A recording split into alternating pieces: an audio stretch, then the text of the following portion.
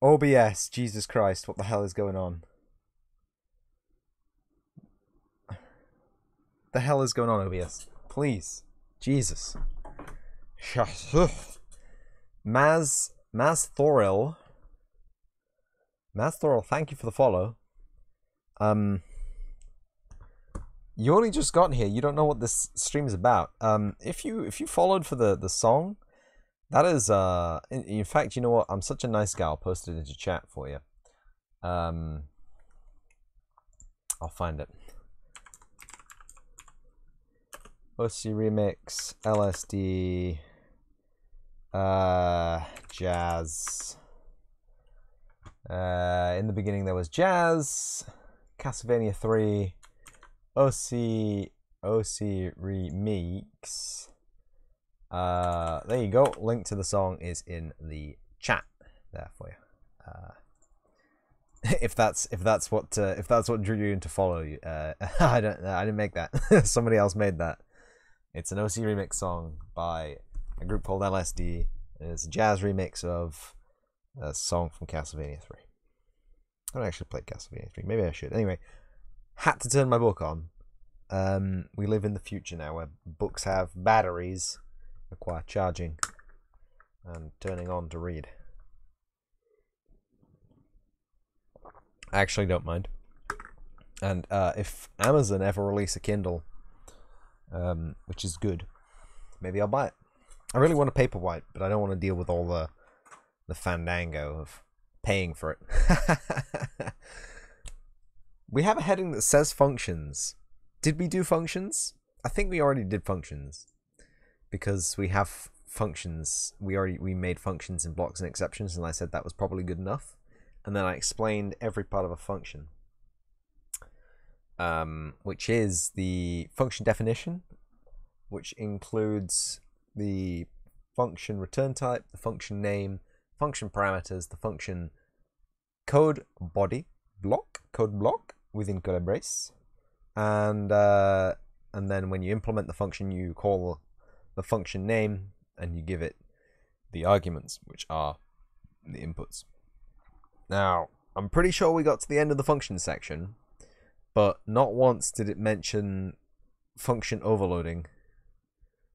And I'm just going to do a real quick whip up through that chapter just to make sure. Automatic objects, load static objects, please.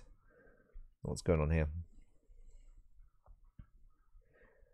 Function return types. We did not get we did not get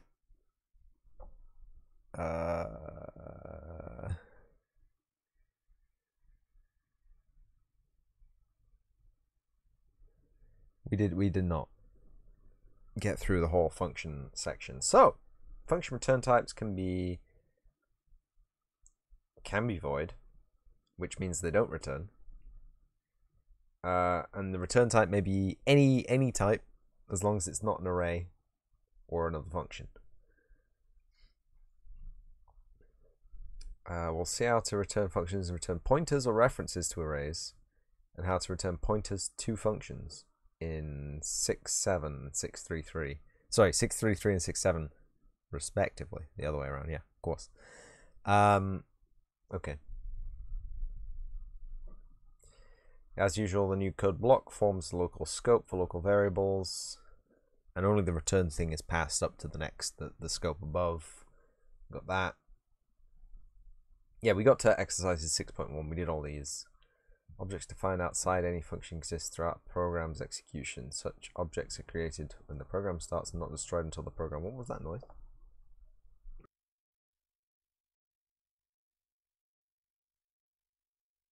Someone's screaming through the blue mountains. Oh, automatic objects. Objects correspond to ordinary local variables created when the function's control path passes through the... What am I reading? There are words going into my eyes, but they are not going through my brain.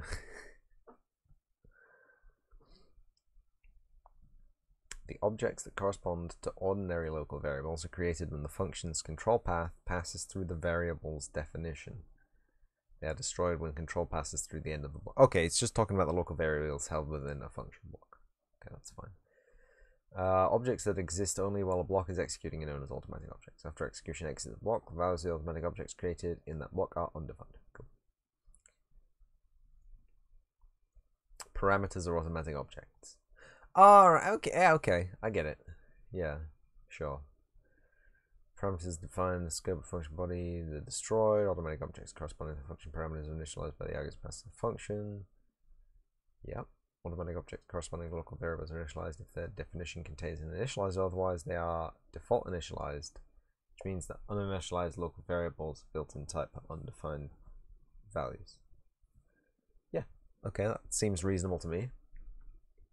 It can be useful to have a local variable whose lifetime continues across calls to the function. We obtain such objects by defining a local variable such as static. As stat. Each local static object is initialized before the first time execution passes through the object's definition. Local statics are not destroyed when the function ends, they are destroyed when the program terminates. As a trivial example, here's a function that counts how many times it is called. Size t, count calls, static size t, dir equals 0, return plus dir. Int main for size t I equals 0, I does not equal 10, plus I, cout. Count calls, rack, and all return 0. Okay. So that's pretty cool. That's pretty cool.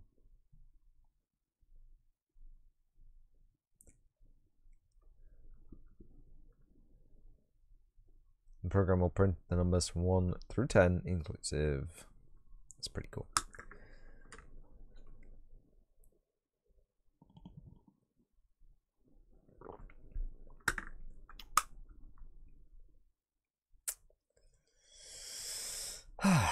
I wonder why you want a function to store information across calls of the function.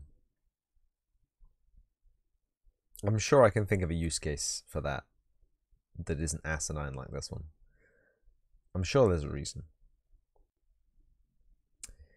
For flow controls definition of dir. The first time dir is created, give an initial value of 0.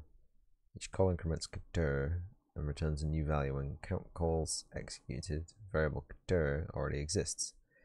Has whatever value was in that variable last time the function exited. Thus, on the second invocation, can you really really, the invocation, like C++ actually necromancy in disguise. Anyway, invocation value of dir is 1, and on the third it's 2, and so on.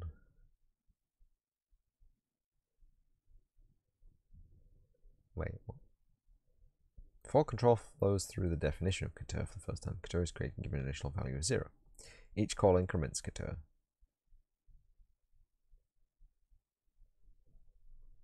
Does it?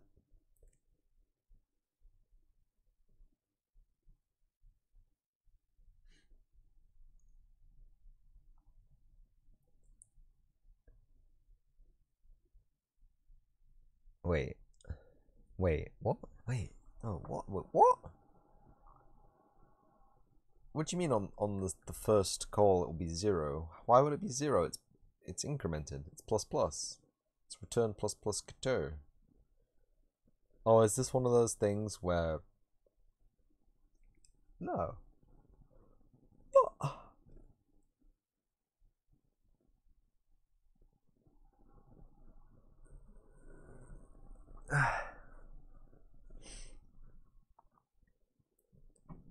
Whoa.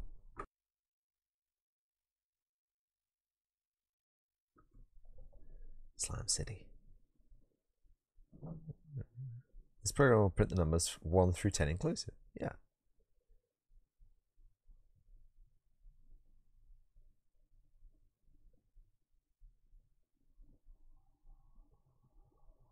Oh, right. It means at the start, not at the end of the function. It's talking about when you call the function initially before you do any execution of code block. The value of dir will equal what it equaled at the end of the last time it was called. So when you call it the first time, Cateau will equal 0, it will be incremented as 1 and returned as 1 and given back to the program. And then when it comes to the second invocation, God, why did you write it like that? Stupid English. I mean, it's great English. What a great word invocation is. But it's not very C++, is it? I mean, it's not very technical. It's not very what's the word? That. It's not very that.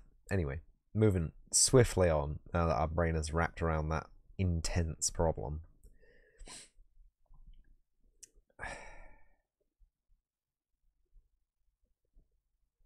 If a local static has no explicit initializer, it is value initialized, meaning that local statics of built-in type are initialized to 0.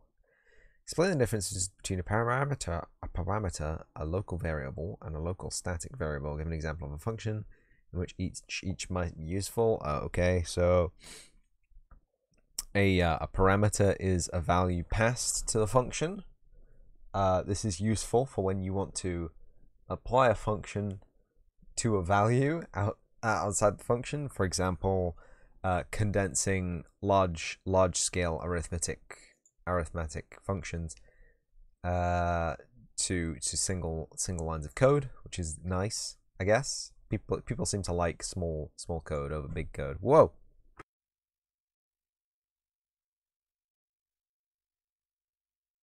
Double whoa.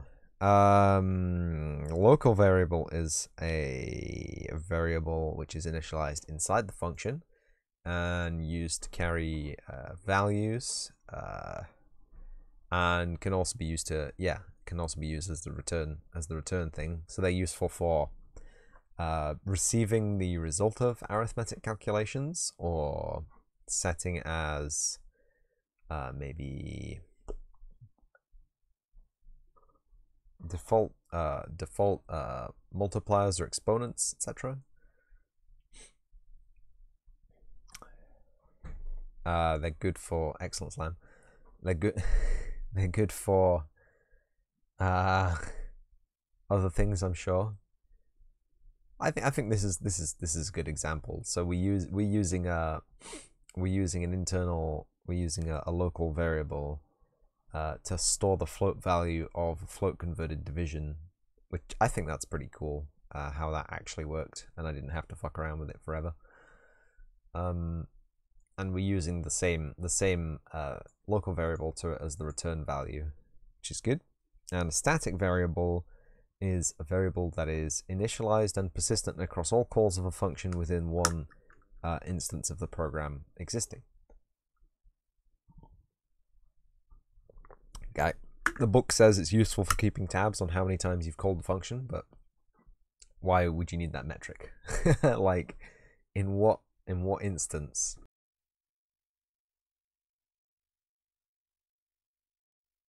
In what scenario do you need the metric of how many times you've called a function? Unless your program has achievements. But then you'd want to store that in a different variable because it's erased every time the program is called.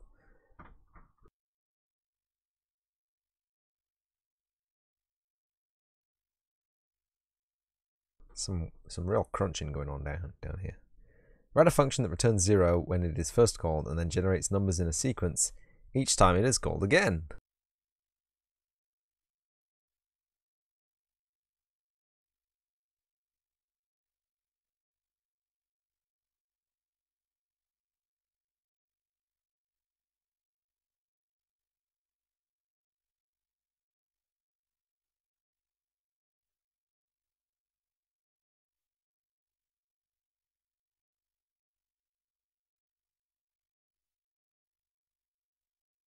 This is going to be fun. Hold on to your hats. Why am I typing on this keyboard? God, no.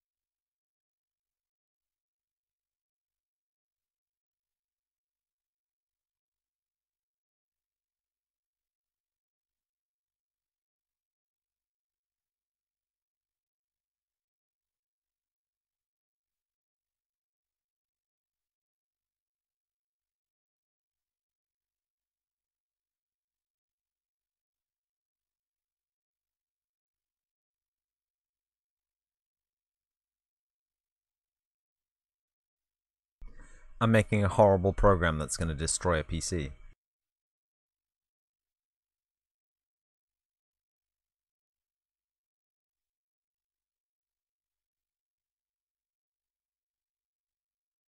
Wait, I think I've done it wrong. Hold on.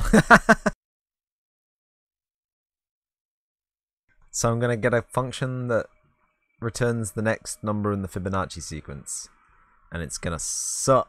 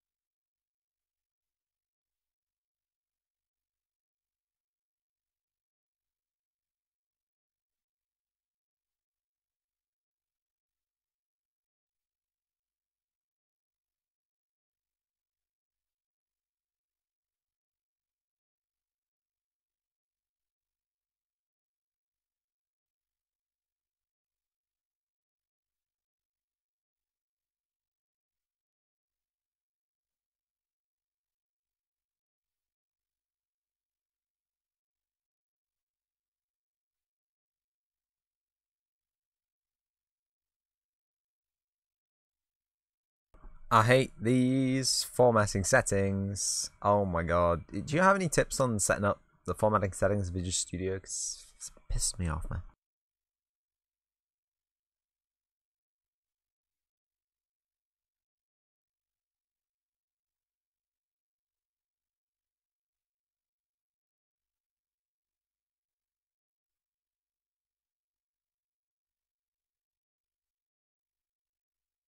Alright, no problem.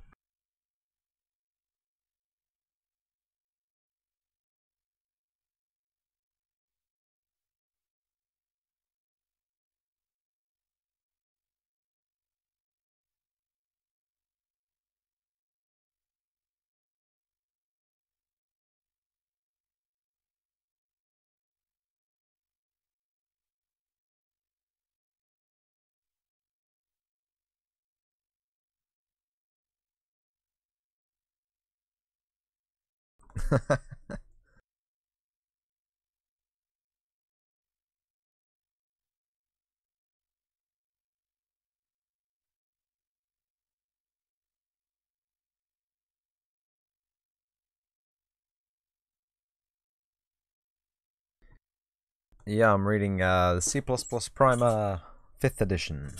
Real good book for learning the intricacies of C++. I'm sure it's beautiful. Was recommended to me by people, but not in the way I wanted them to have. So I asked what was a good book to learn C++, and they said C++ Primer has got a lot of really good information for learning C++. However, it is a horrible text for learning C++ with. I think I fucked this up, by the way. Basically, I just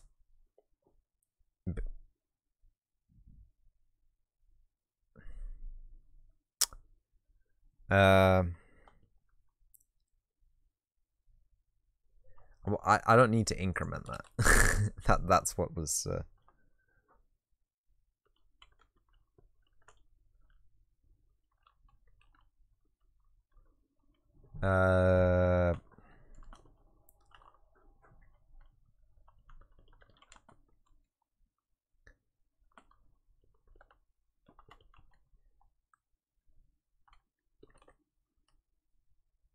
Oh yeah, we need needs to be in a code block. Really did it? That's fine, I guess. Is that fine? That is fine. Okay. Is that how I've been doing it before? I don't think that's how I've been doing it before. Yeah, no. That's not fine. What the fuck is this? What happened here? What happened to my beautiful formatting? Fuck out of here. I want extra indents. Am I in college or what? No. I am out of college. I'm sorry. I graduated with a degree in Japanese. Not computer science. Would you look at that? I am new to programming, yes. I'm not new to destroying PCs with programming though. Trust me, I wrote a Fibonacci program back in 2014. Ooh, spicy. Yes. Thanks for telling me my PC is nice. If you were here but a month ago, you'd be telling me, why do you have a 960 SLI? It's 2020, bro. I still have the cards. Probably going to give them to a friend. He says his PC is in need of GPUs, and I've been borrowing one of his Xboxes, so it's only fair. I mean, it's not like they're worth anything these days. I mean, they're great. Like, two 960s in SLI is like the equivalent processing power of a 1060, maybe a little bit more actually. But wattage, it's like twice as much. Dude, 960s are good, very capable, and yeah, if you want to do VR and you can't afford anything good, just put all your settings on low and just buy a 960. They're like 70 quid. Good enough. Yeah, it's good. It's good enough to get me to here, 2020, from like even programming games. Programming games, in my experience, takes a lot less processing power than running games, because you can use editor side stuff, and what do you call them? Oh, what's that stuff? Proxies. You can use a lot of proxies. You can have your LODs clamped to the floor, and you know what? I used Unreal for a long time with just one 960. If you make a simple thing, no problem. I mean, one 960 will run Metal Gear Solid 5, no problem. So even complicated things, it's fine. But yeah, there's a power limit, and I thought, you know what, screw this. I was playing Devil May Cry 5, and it's not playing the game that's the problem. It plays fantastically on a 960 SLI, I gotta say this. But streaming the game was a massive issue. If you watch one of the VODs of the first VOD for the Devil May Cry 5 stream, basically I was depressed the whole way through because the frame rates were just horrible.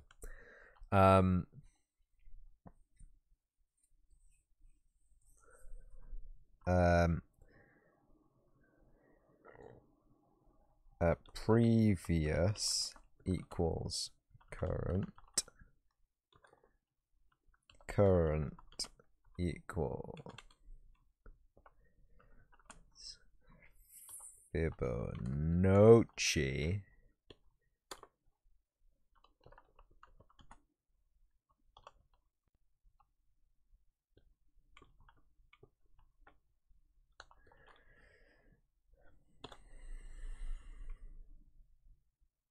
So what's my GitHub?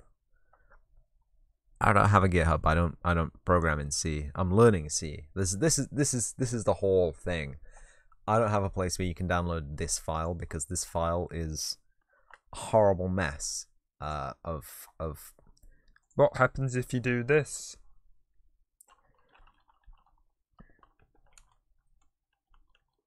Me and my friend were developing a NES emulator in C. Well, that's cool. That's real cool, but yeah, good luck. Don't get sued by Nintendo. That's my only advice to you, because Nintendo do like to sue people, and they do like to issue takedown requests. But yeah, I'm sure you'll be fine. There's hundreds of NES emulators out there that haven't been taken down. Oh, well, your ROMs as well, but I mean, recently, if you're in Japan, like recently they released a new law about counter competitive law, which makes the chipping or modding of consoles illegal, which I think is stupid, because it's not really an anti-comp. He's sending Imgur links now. Illegal. What the dimensions? Oh, it's a screenshot of some C. Yeah, illegal. So I don't know which video game conglomerate headed this, but they were basically like, people are like chipping our consoles and they're like importing real cheap American copies of our games. We don't like that, or something. I don't know. That's 6502 assembly, my friend, not C. Well, I'm only hovering over it. If I click on it, I won't be able to see chat. That's our debugger. That's pretty cool. You're right, there is far too few words there to be seen. Now, assembly is something that I do not work in, but I watched a video the other day about I can't remember what it was even called. Not using the if statement. Kunicus, good day. Long time no see, said. Oh. Said who? 12. Thank you for the follow.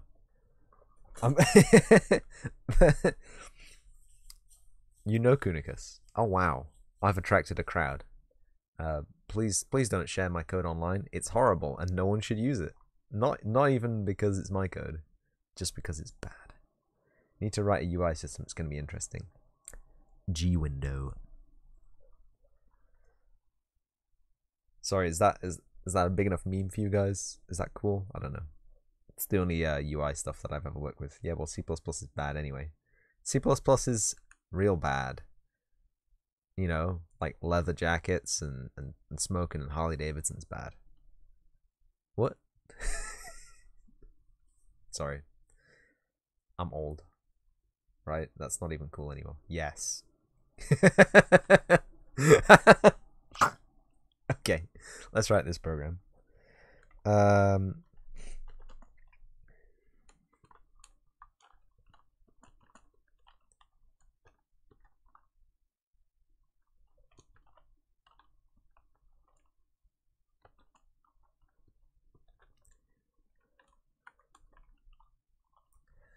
What did I even call it?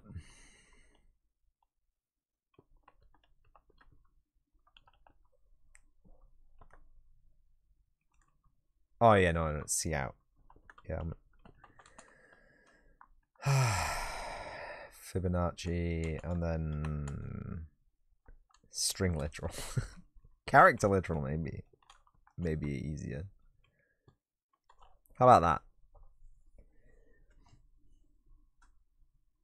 Yes, OOP is bad like cancer. Bro, if you have problems, just use boost. Just use boost, bro. You've said a whole bunch of words that I can read, but I do not understand. Oh, nice. That's, no. Haha.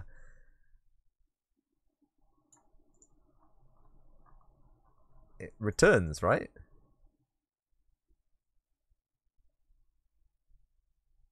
You need to look at boost lol. The library that takes 5 years to compile. Oh, God. Yeah, Fibonacci is an int. It's a static int. And for some strange reason, Fibonacci.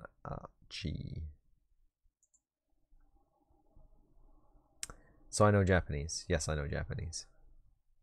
I know. Are you printing the location of the function? Yes. Fibonacci. I spelled it right. Not calling the function. Oh! Do I have to do that? Is that right now? Yeah. That also does not work. Flip.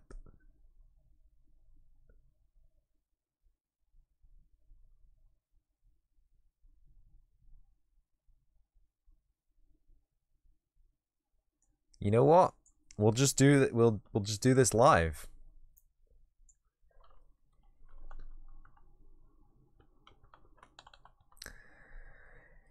We'll just do it the other way around.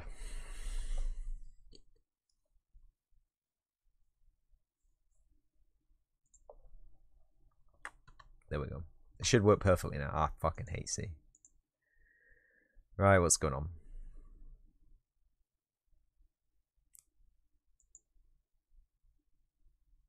Well, it's printing the return value now. I'm calling the function perfectly fine, but it's printing me 10 zeros in a row instead of the Fibonacci sequence. So let's ascertain what's gone wrong. So Fibonacci equals 0. Do we... Hold on. Let me just...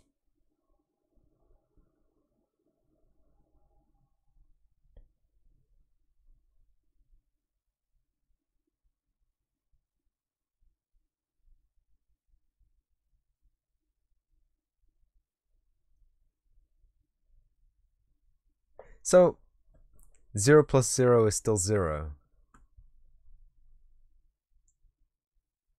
Right, if Fibonacci starts... So you can just do this with a simple loop with 3 variables.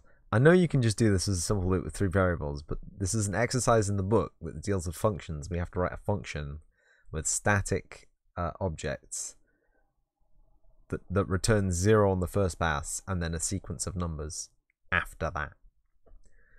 And I've overcomplicated this because I could have just used 1 and then done a thing. But you know what? It also wouldn't have worked somehow. So we go in. These are all initialized to 0. We call the function. If Fibonacci is equal to 0, we set Fibonacci to 1. And then we return 0. Right?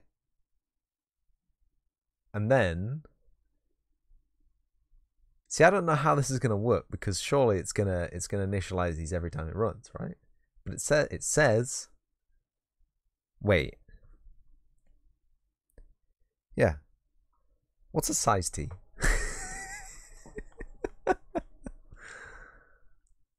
Please tell me. Please. So the book is using size t instead of int.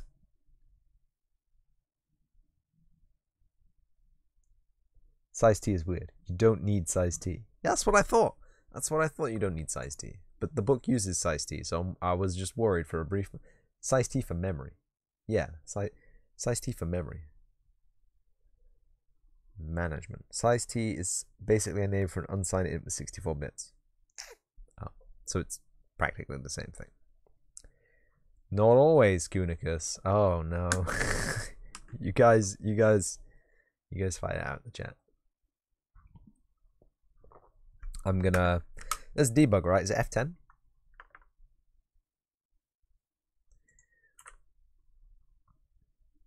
I pressed the button, it did a thing.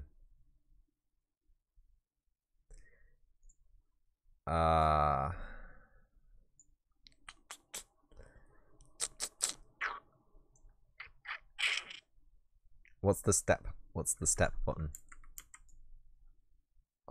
Typically the size of your CPU architecture.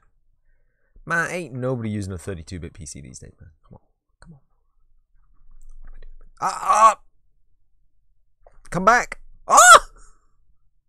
That wasn't meant to work. No. What the hell? There are mobiles. I mean, ain't nobody use a mobile phone. Does Windows still support 32-bit? No. I don't think it does. Windows, not from Windows 10 onwards. I mean, obviously 32-bit applications run in 64-bit. You don't want to be a soy dev. We want the... You know what? Screw it. I'm going to start writing 128-bit programs. Also, I closed the console, but it's not stopped. It's not stopped. Okay, so it's given us 10-0 still.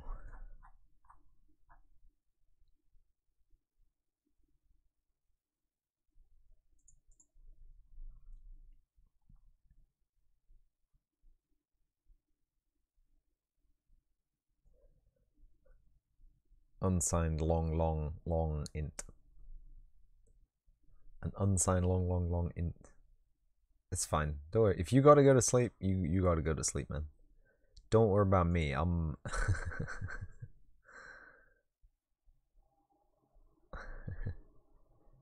Good night, said Who12. Enjoy your evening.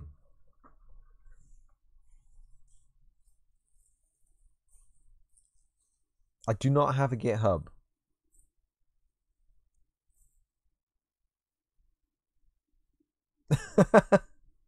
Make one. Okay, I'll make one after the stream. Don't worry. I think I actually have a GitHub account, but I don't have anything posted to it. Why did I open that? What I want to know is why this does not work. But your Fibonacci function starts with 0 and 0 as start values. No, my Fibonacci function... Oh!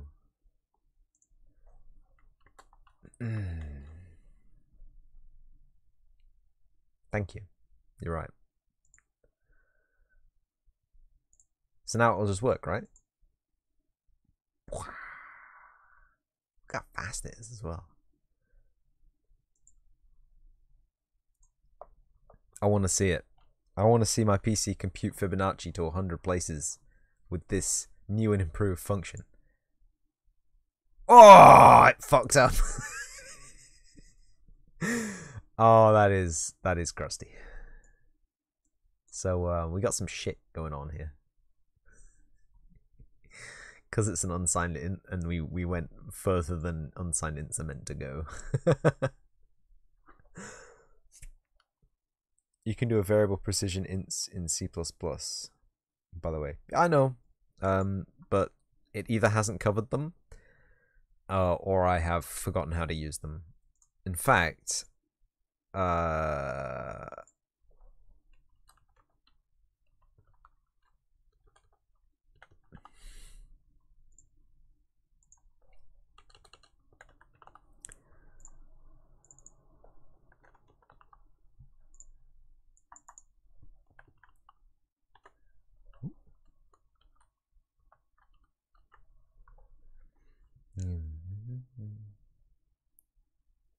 which is really cool, especially if you want to like draw precise fractals and shit. You need that. Make it unsigned.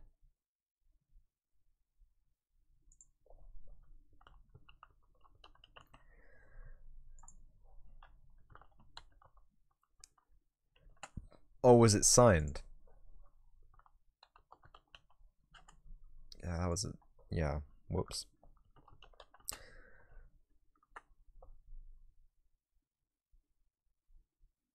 Yeah, okay, yeah. I get it. Now let's try. And we'll see if that can hold all the... Oh, yes! Did it actually work? I don't think it actually worked. I think there's looping in there. Yeah, there is. Let's see. But I mean, we get pretty high. 0, 1. But it will always overflow still. Fibonacci's an exponent. Of course it will. Exponential. That's what they do. If you want to be able to go as far as possible, you need a variable integer. A variant.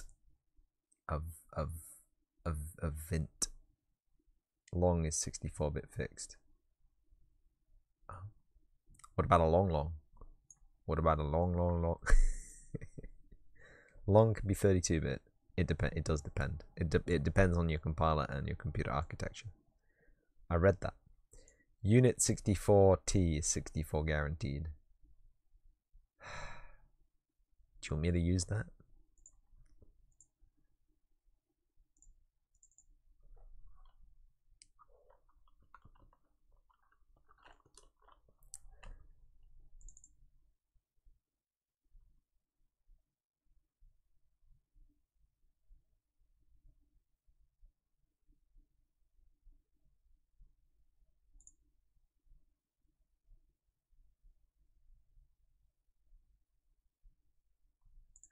I don't think that's defined in my thing. It went red. Uint, not unit. Oh, it's early.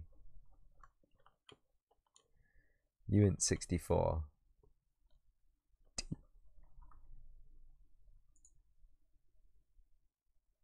My fucking uint 64 underscore t. Uint means unsigned int. Also no unsigned uint. God damn it. Oh, yeah, okay. That worked.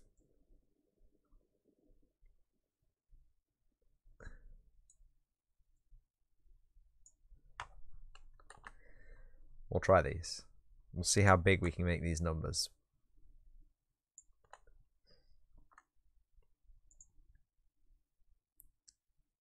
Or standard int.h, no. That's pretty big. There's some pretty big ints. Well, uint64 is probably as large as an unsigned long. No, no, no, look. These are way bigger. These are huge. These are fucking massive. I love the word wrapping in the console. Oh, it's not even doing the fucking Fibonacci right. We've messed up here somewhere.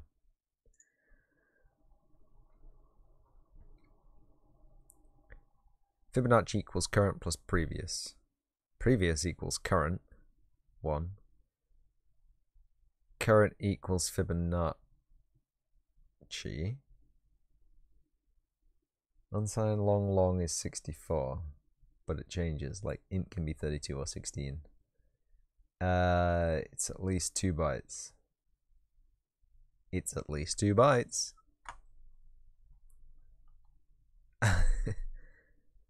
Let me just brain through this. If Fibonacci equals 0, then we set it to 1 so it never does that again. And then we return 0. That's fine. So we get a 0 out. That's fine, that's what we want. Else, Fibonacci is going to be changed to current plus previous, so 1 plus 0, 1. Previous equals current, so previous... previous is going to equal 1. Current is going to equal 1. And then it's going to... I see.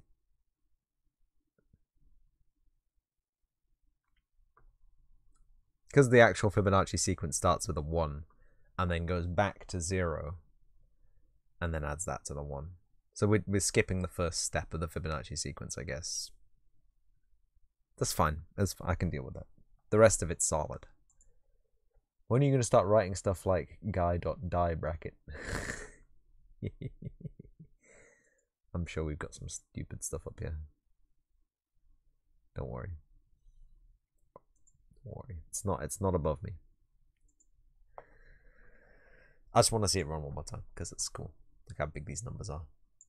Although I think maybe no, yeah, I think no, we got it. They're still not big enough. We got a 9 and then we got a 6, or is that bigger? 1, 2, 3, 4, 5, 6, 7, 8, 9, 10, 11, 12, 13, 14, 15, 16, 17, 18, 19. That's 19 places. 1, 2, 3, 5, 6, 7, 8, 9, 10, 16, 17, 18. Nope. Yeah. So we need to go bigger. Our unsigned.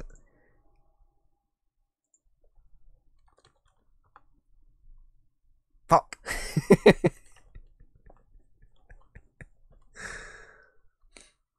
Can I do you long? We need those 64 byte ints. Can I just store each number in its own text file?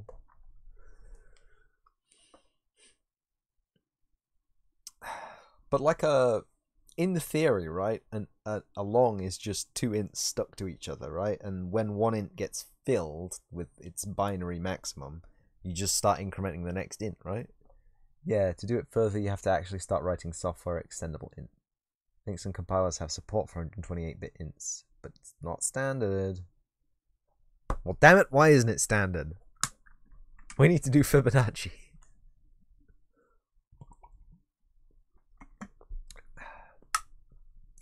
Like standard vector uint 8_t data. Oh god. Oh god. I think it's called a big int.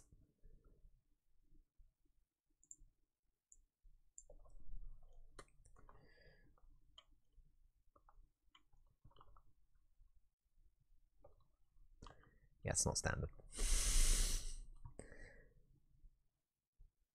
uint 8t is a byte. It's not part of C++, it's just a data type.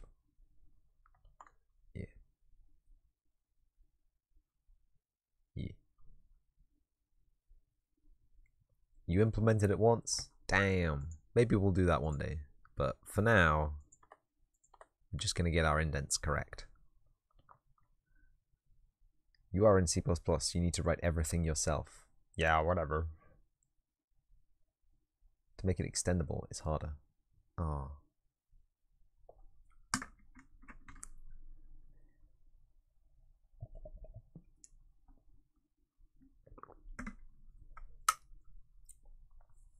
You have to catch overflows and stuff. You do have to catch overflows.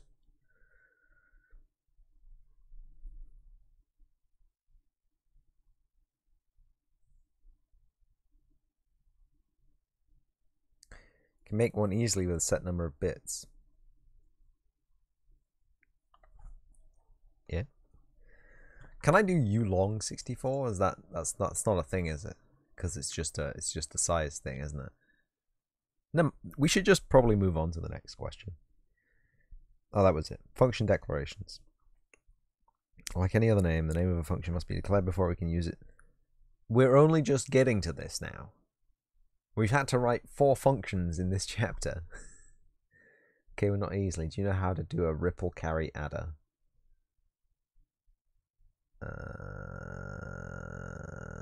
Gonna say I would have known in 2014, but not anymore, because that's like a full adder circuit. No, you're going too deep there, buddy.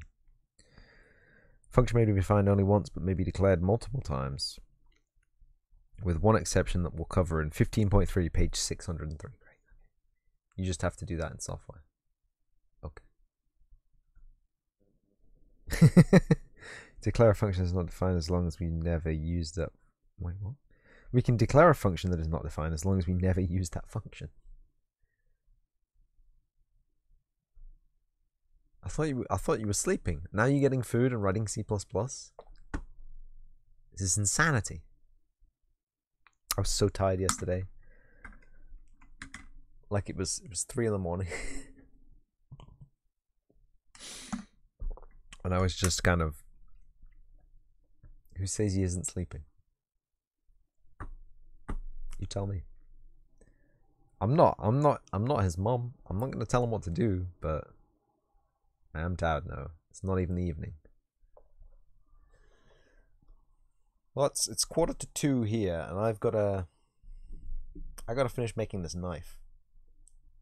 So I'm gonna be doing that shortly when I finish this chapter. But other than that, I'm not actually that tired. I'm quite awake. This knife, yes. So I spent a large amount of my time after I graduated university unemployed. And to fill the gap, I thought, wouldn't it be great to just make knives and sell them to people who needed knives made? And that continued for a long time, up to this day, in fact. And one of my friends contacted me. He does leather work. He does like upholstery and sheaths and belts and stuff.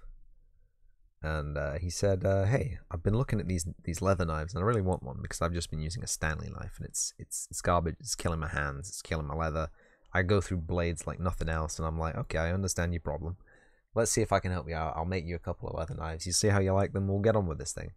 And, you know, obviously it's a sale thing. I'm going to sell them to him.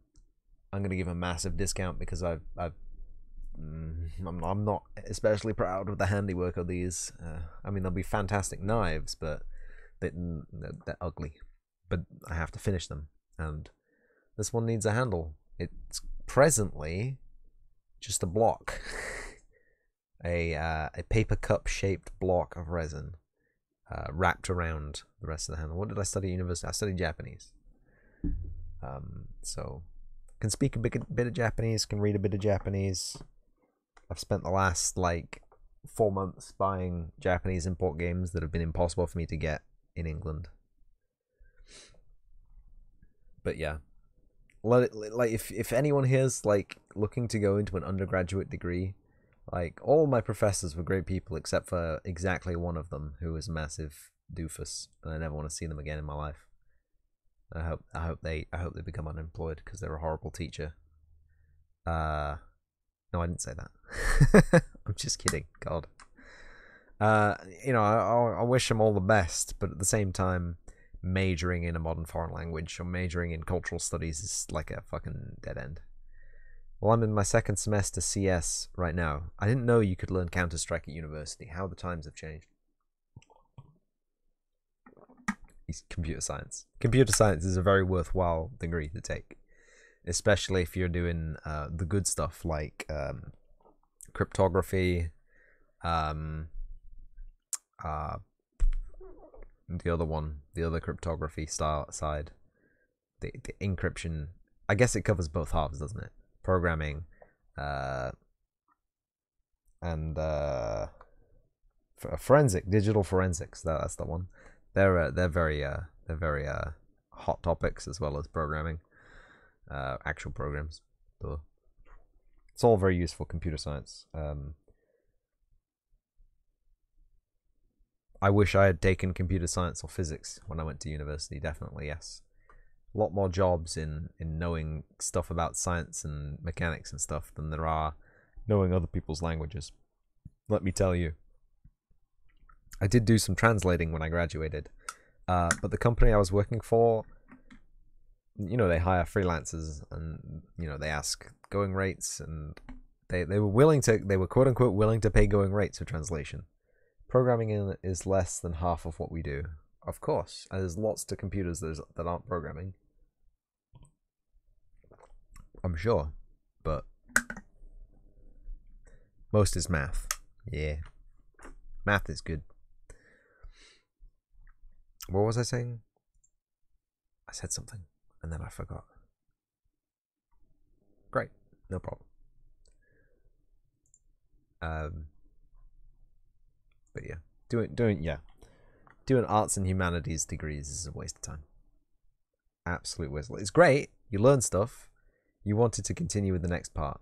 Yeah, I literally can't remember what that part was. So, conversation over, buddy. welcome to my brain. This is why I can't remember anything that I do week to week. It's like the switch statement. I have it there. I did it 1, 2, 3, 4, 5 weeks ago. Do I remember how to write a switch statement? No. Oh yeah, that's how you do it. It's one of the reasons I have this file. Maybe this file should be available for people to download. No, people should make their own files. Said who 12. Welcome back. You're back. Hi. But I would definitely encourage you, like, if you have time and if you have the resources and the availability, to like minor in something that isn't science. Like minor in like art history or a foreign language or something, because they are personally enriching subjects. They're very interesting and tangible subjects, and they're very humane. Being arts and humanities, duh, of course they're. But yeah, definitely majoring in them is a mistake, and I don't regret going to university. I do regret majoring in Japanese. I don't regret meeting the nice people I met at university. They're all great, and I still keep in touch with at least one of them. Why? There's no jobs for arts and humanities. Japanese is a good language, but like, I haven't got a job that relates to Japanese language. And the only thing that I did that's what I was gonna say. I did translation work for a company. After I graduated, I did about $6,000 worth of Jesus slamming Christ. $6,000 worth of translation work for them, and they just ghosted me. They didn't pay, and they were just like, Japanese language of technology. Japanese is not a language of technology. English is the language of technology, I'm afraid. Like, integers are integers. They're not integer. Even the Japanese use fucking a crap ton of loanwords as well. And, you know, the more modern Japanese, in fact, English the language of science. Yeah, well, okay. Japanese has got some very interesting things to it. It's a very I think Japanese might be like one of the crown languages of caste systems or something like that. I thinking about it, but you know, there's lots of like all these companies are Japanese. All what tech companies are Japanese. Qualcomm isn't Japanese. Samsung isn't Japanese. Apple isn't Japanese. Integer is probably Latin. Maybe integer's Latin. I don't know. I want to implement big int t with RCA. Oh dear. Like I don't want to talk down on the Japanese language. It is a great language. Latin's a great language. All languages are pretty good, all right? But having a major in a language is effectively useless to anybody. It's like, oh, you've proven you can go through further education, great. You don't have any skills though. You can just speak another language. English is powerful because it borrows from so many other languages. It's quite flexible and simple. English is not simple. It is flexible. It only feels simple to a native speaker because he's spoken it for so long. And because most native speakers just kind of butcher the language anyway. It's pretty simple. It's not really pretty simple though. You're not native. Oh. Okay. English isn't simple. Like it has so many weird grammar things. Me either. I natively speak French Arabic. English is pretty easy. Ah. I don't speak any Arabic. I don't really speak any French either. I did 7 years of French at school and I don't speak any of it. I had a friend. I was on holiday with my family when I was like 11 or 12. How many cases? Because there's 3 tenses. How many cases? Conjugation is super easy, lol. I did 8 years of Latin and I can't speak it. Well, I did 2 years of Latin and I can understand it pretty good.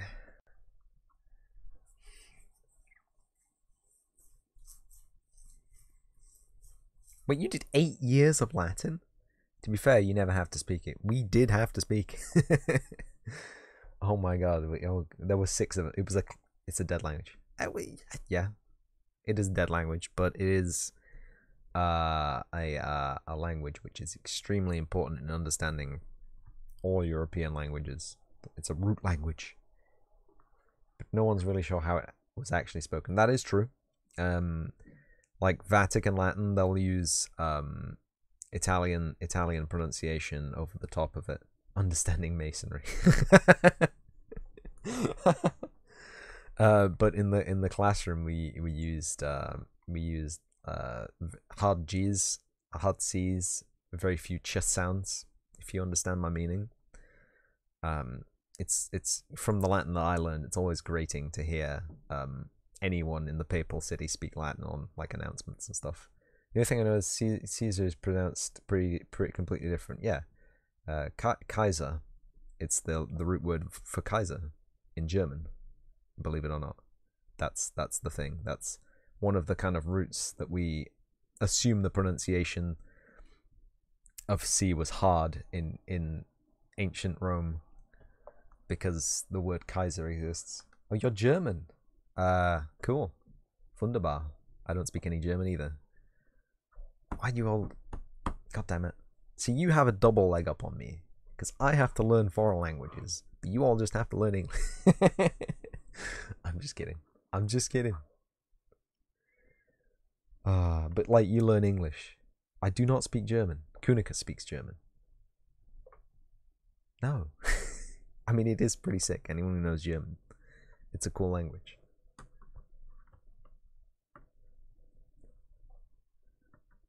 Most languages are pretty cool. Well, you could say Wunderbar. I did. It's, you know, I mean, I did like 4 weeks on Duolingo. You know, they teach you some words like Krankenhaus and no, that's it. I'm not sure any of the vocabulary from Battlefield 1 counts as actual German, does it?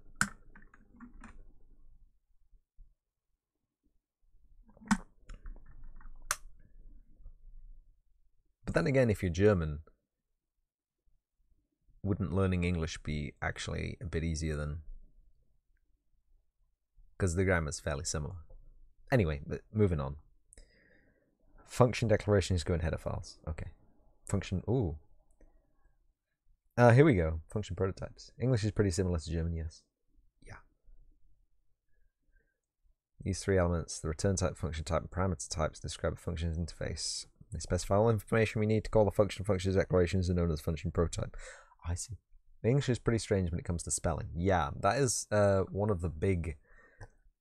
My friend actually insinuated that the disparity between... Like, who thought of Q? Yeah, you ask me. You ask me. You tell me. You did just ask me. But my friend, my friend once said that a lot of the reasons people have dyslexia is because there's a huge schism between the way a word sounds and the way it's spelled. So they have just instantly an internal kind of problem with kind of working out sounds to letters and then letters back to sounds, and then, but then you know, there's other things that play into it, like dyspraxia, and that's to do with actual visual stuff, right? Things being actually physically hard to read. In semantic languages, it's not like that. Okay. I'm guessing those are called homonyms, right? Homonyms are words that sound the same but are spelled different. But I think it's more to do with things like... So we have a whole bunch of syllables which have assumed pronunciations. So like if I were like to type stuff in, the English is pretty bad for like spelling to pronunciation. So like things like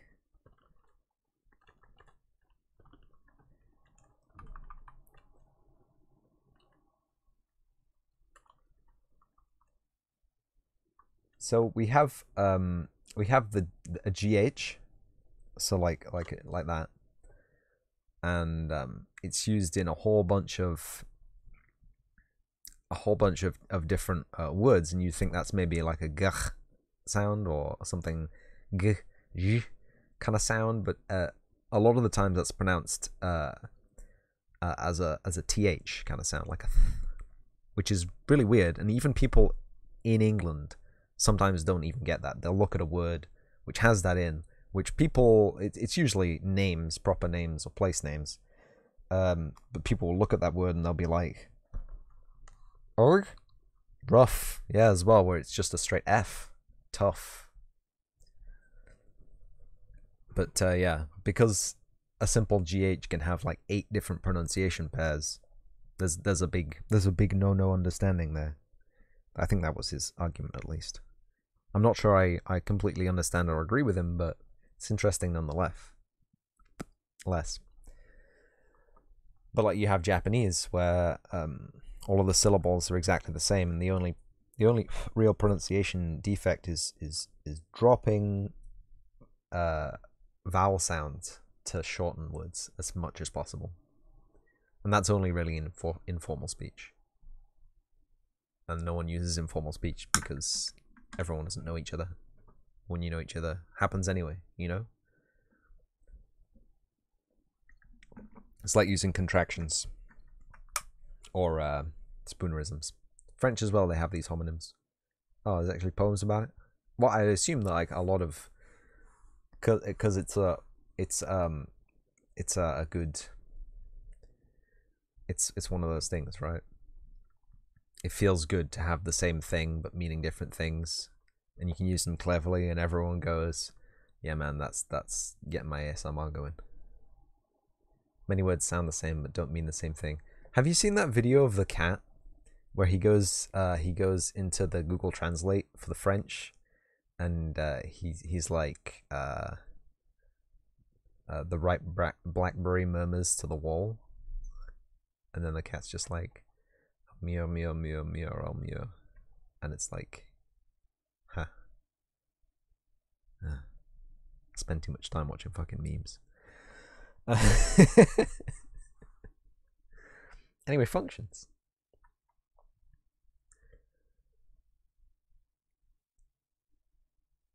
Oh, here we go. Here's a great quote from the C++ from the C++ primer. 5th edition, page 210. It may be tempting and would be illegal. Direct quote.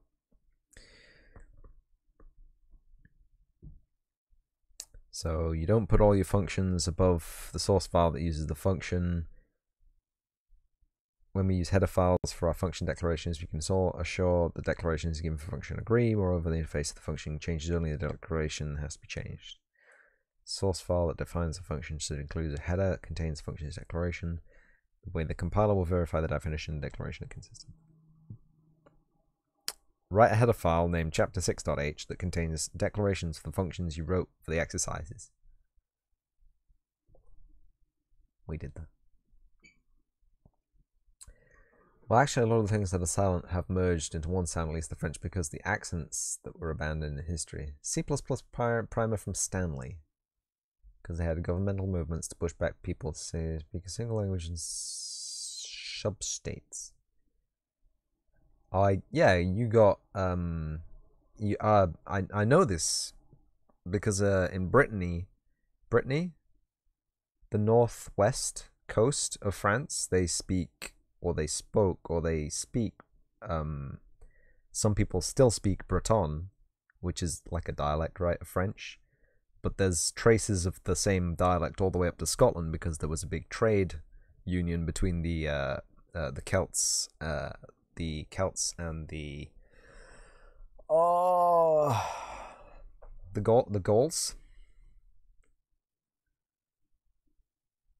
It's why you have the Gallic people in North France, and then you have the Gaelic people in Wales, and you have the Gallic people in Ireland, and the Gaelic people in Scotland, and it's all, you change a syllable there, but they were all pretty bro about it. They had a big trade union, quote unquote trade union. It was like what, 680. They had governmental movements, push people to speak a single language, force them to stop talking weird dialects and accents, form a simplified version, just like in China. Haha. Remember that? I remember that quite vividly. Where was it? 2007? Who's the author of the C++ book? Okay, I'm on page 274. I'm gonna go to the cover just for you.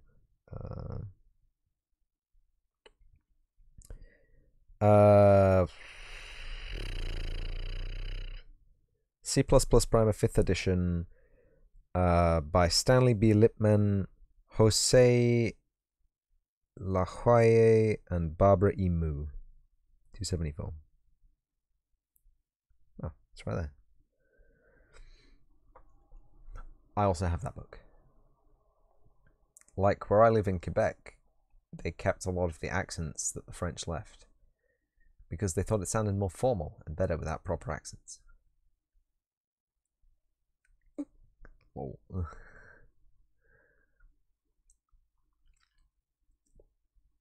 Wait, you're in Quebec? Must be like 7 a.m.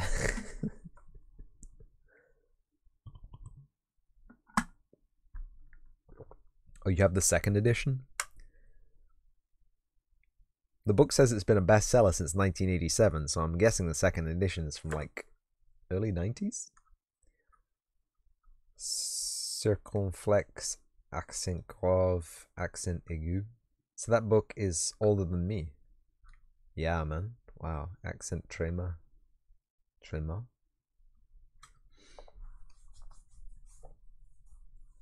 But it the same thing. They don't pronounce them in French anymore. Oh, really? Accent grave, accent aigu. Circonflexe. Can I talk to you about Chinese? Honestly, without seeing the actual accents, I can't remember what any of those are. So, in 2000 and I want to say 10, the Chinese government put out a mandate for Hong Kong that Mandarin was the state language, and that any usage of Cantonese or traditional Chinese was bad. The hat one with the 2 dots, circumflex. Then the bar either backwards or forwards. What? Or Arabic as well. Because the Uyghurs speak it. Oh, well, yeah, Arabic as well, but I mean, the Uyghurs live in mainland China anyway. Mainland China was already, you speak Mandarin or you get the fuck out. So China is a communist hellhole. Correct. It is also the place where all electronics are made. So it's very, very, very knife-edge thing. Very knife-edge thing. And it's a difficult problem to solve. Being able to have access to relatively cheap but high performance, high quality electronic devices, or treating the workforce that make those electronic devices at a similar or the same standards to our own workforces, which would make everything they make completely unaffordable. And it's tricky, you know? It's very tricky. Thailand as well makes electronics. That is true. Thailand, Taiwan, Japan. Okay, yes, there are electronics made in America, but you know the price of buying like Nichion capacitors from Japan rather than buying Vishay from Thailand. Chile? I don't know anything about. I'm actually fairly warm. I'm making a face, sorry. It's a joke. So we wrote our header file. Separate compilation. As our programs get more complicated, we want to store the data for various parts of the program in separate files. For example, we want to store the function of written exercises, blah blah, in one file, store the code that uses the function in another file, while programs will be written as logic parts C++. Supports what was commonly known as separate compilation. Separate compilation lets us split our programs in several files, each of which can be compiled independently. I don't know, I'm a plebeian. What? Plebeian is actually is Latin. Plebes. The citizenry. Although these days it refers to the lower classes of citizenry. I don't really get that. It is what it is. No, Chile. It's English for cold. But Chile is also a country. I'm making a funny joke about it's a homonym. We've come full circle, I'm so sorry. At least I can laugh. Maybe you can also laugh. Yeah. But like if you buy Nichion capacitors, they are literally 10 times the price of Vishay capacitors. And that's because they're made in Japan. And, you know, if you want to spend £1 on every capacitor that you buy, $1, whatever, or do you want to spend 10 pence? There's no homonyms in Arabic or Hebrew or Aramaic or Aramaic. How do you pronounce that? I don't want to try. Aramaic.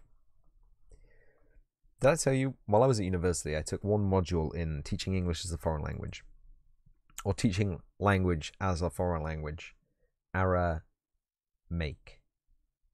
So it's a hard C. Because that Aramaic.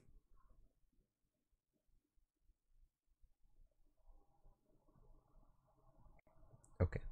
And there was one girl who led yes, GG, thank you. We had to use our skills accumulated throughout that module to teach our class like a 15-minute, all words spell exactly as told. Yeah, just like Japanese and Chinese, if you bother to learn the pronunciation of all the Chinese characters.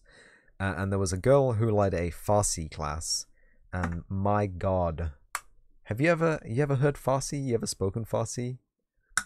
I mean, yeah, having a syllabic perfect pronunciation language is very nice, I must say. But Farsi uses so much throat. I basically couldn't speak for the rest of the day after taking that lesson. It was bad.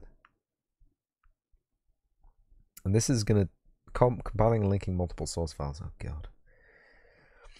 Yeah, assume that definition of a fact function is file name fact.cc. Declarations file chapter 6.h. Fact.cc file, like any of those functions, can make a main function that calls fact, second fact main fact main.c. Wait, what? We'll store a main function that calls fact in a separate file named fact main.cc. To produce an executable file, we must tell the compiler where to find all the code we might use. Compile this as file cc main fact.cc fact.cc sharp generates fact main.exe or a.out cc fact main.cc fact.cc dash o main sharp generates main or main.exe. I'm so fucking confused. Arabic doesn't have a few sounds, for example VG and P. Farsi is like improved Arabic light. Does Farsi use Arabic letters? She taught us using Farsi has it. Oh, she taught us Farsi using Latin characters, so I have no idea how to spell anything.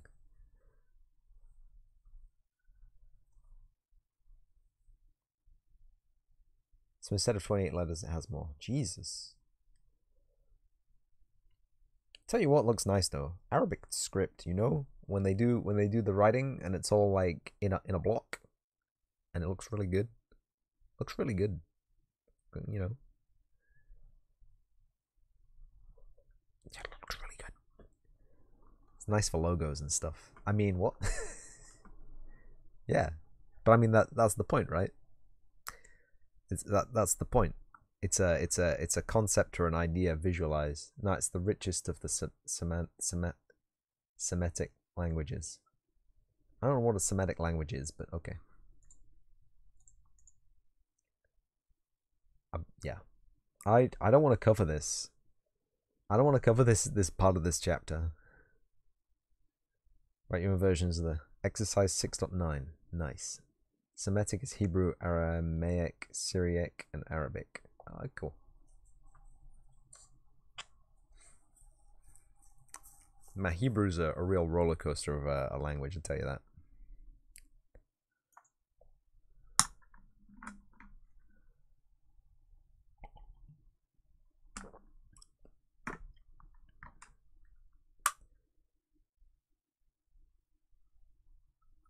Oh, so Arabic has the most unique syllables. Oh, from 3 letters you can generate 20 words. Wow, that's pretty cool. That's pretty cool.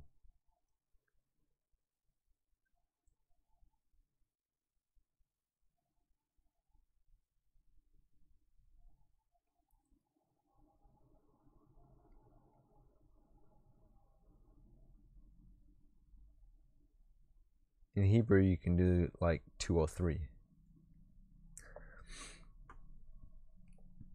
Wow.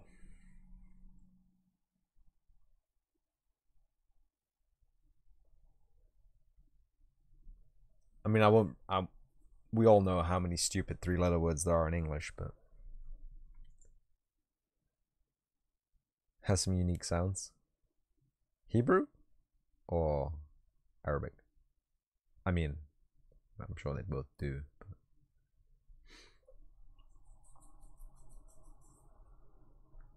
I'm just gonna skip this. I'm gonna skip that whole section about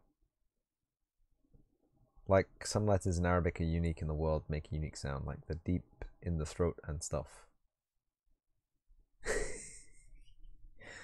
I'm gonna have to take your word for it because I don't know much Arabic at all. Like V, G, and P. Oh yeah, so you don't have V, G, and P, but you got some sound effects to work with the words. Huh? I'm out my depth here. You're the master at that language, but I'm gonna rap. You didn't mean it like that. Sorry, do I have stream lag on? Ah, I'm done with the book today. We've conquered our function. We've got our Fibonacci. We messed around, and I read, but I did not consume. He's posting letters in the chat, and it is a miracle. It is a miracle that I can even see that. I'll be honest with you, buddy. Oh yeah, okay. Yeah, those letters.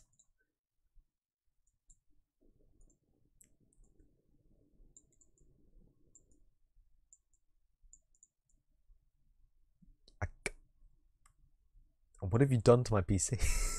I can't select them normally. If you hear their sound is unique, especially the rightmost one. Maybe one day I'll hear them. Maybe one day I'll ask a friend that speaks Arabic. Yeah, it's written right to left, and I posted them into a Unicode. Just like Japanese, except it's not anymore. So before I turn off, I will be turning off soon. Before I do turn off, Unicode is great. I'll tell you a really cool thing about Japanese. Japanese was written from right to left for a very long time, and in fact, you specifically, if you're writing a great long lengthy work in Japanese, even today, you'll write in tategawa, where you write from top to bottom and then right to left, which is great. I used to, when I went to Japan to do my year abroad, we had to write a sakubun every week, so I had to do one of those every week, basically for 30-40 weeks. And yeah, fun, great fun. But somewhere around the Meiji era, when Western influences were heightened, let's say, let's not use any contentious words that might instigate Japanese nationalism on my YouTube page. Basically, there was a whole a westernization of Japan. Three-piece suits came over, guns came over. Well, guns been there since 1600, but that's proper guns. Wheel lock, matchlock, revolver, modern guns. And, there was a whole westernization of Japanese stuff. Happened pretty quickly between 1852 and 1952. Well, after World War II. No, before World War II. After World War II, they were subjugated. Before World War II, they were also subjugated. 1850, 1852, 1856, 4 black ships. That was American subjugation boom. That was the thing. That's pretty much why they bombed Pearl Harbor, in my opinion. But yeah, it was before that. Even horizontal text would be written from right to left, but after and up to the modern era, most text is written left to right. Just the way it is. If you look on like your clothing labels, if it has like Japanese information tag, which a lot of them do, they'll have English. I don't know. Depends where you live, really. For me, they have European languages. So they'll have English, French, German, Italian, sometimes Swedish, Norwegian, or Danish, and then they'll have Chinese and Japanese, almost certainly, and then sometimes Korean. I don't know why they have so many. I guess they ship the clothes all over the world. Don't want to make like a tag for each locale, but all the information text on modern Japanese stuff is left to right. Japanese websites left to right, which is cool. I guess doesn't really matter which way you read it because it's not a cursive script. You can't flow the letters into each other. Well, you can, but you'll get bad grades from your teacher that hates you. Do not ever show that. Anyway, yeah, it's an interesting fact. Big rip. Yeah, I was like, hey, look at this, and they were like, this is not cool. That's not how you fucking do it, mate. They don't appreciate font faces. Some of them don't. That one person does not appreciate font faces. But yeah, Japanese is not a cursive script, and therefore you can write in any direction you want to, as long as it's obvious which direction it's going. Traditionally, it goes from top to bottom, then right to left. Semi-traditionally, in old and real old-timey stuff is right to left, horizontal, like for billboard signs and stuff like that. And modern stuff is left to right, or top to bottom, left to right, sometimes, for like menu items in izakayas if you've got a billboard, but it doesn't really matter. Right to left is better. If you're left-handed, it is. If you're right-handed, you have the same problem left-handed people have with left to right, where you'll write stuff and you'll continually smudge the ink against your hand. It's just a thing. It's just a thing. But I don't know that from experience, because when you learn Japanese and you go to university, they ask you to write with a pencil. As a right-handed. Have the problem with the ink, and I am right-handed. Oh no.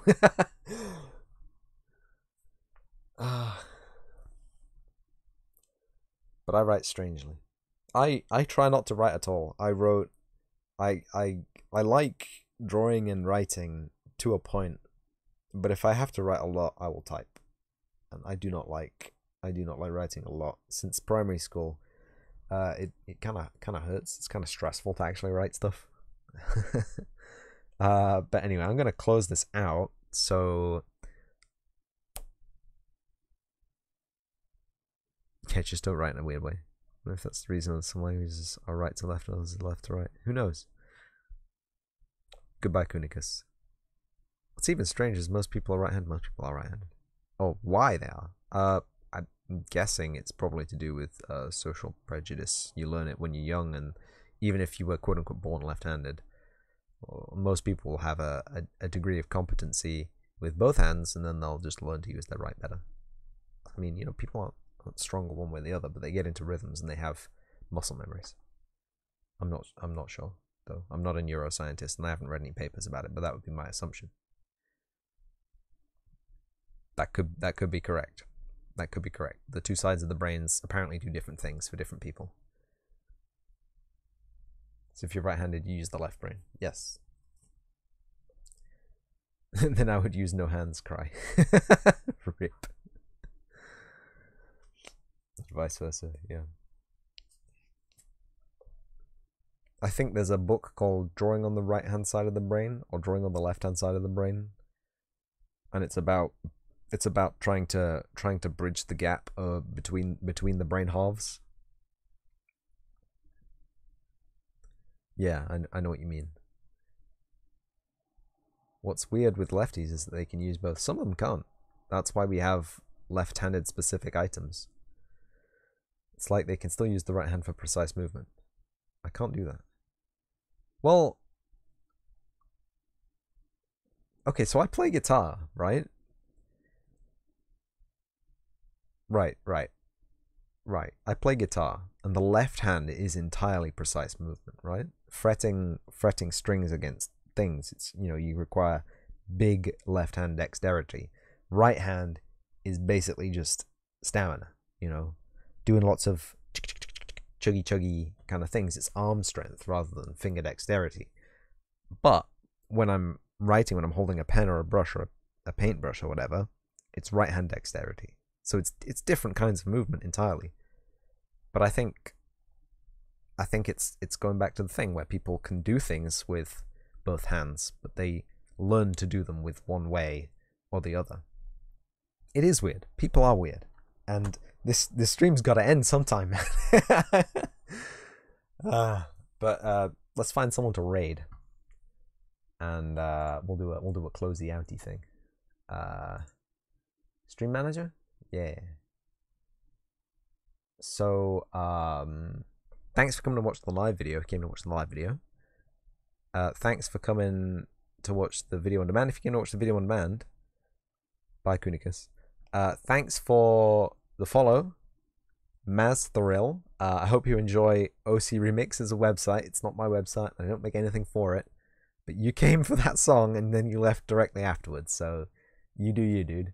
And thank you, SaidWho12, for coming and chatting. Thank you, Kunikas, for being his friend. And I'll see you in the next episode.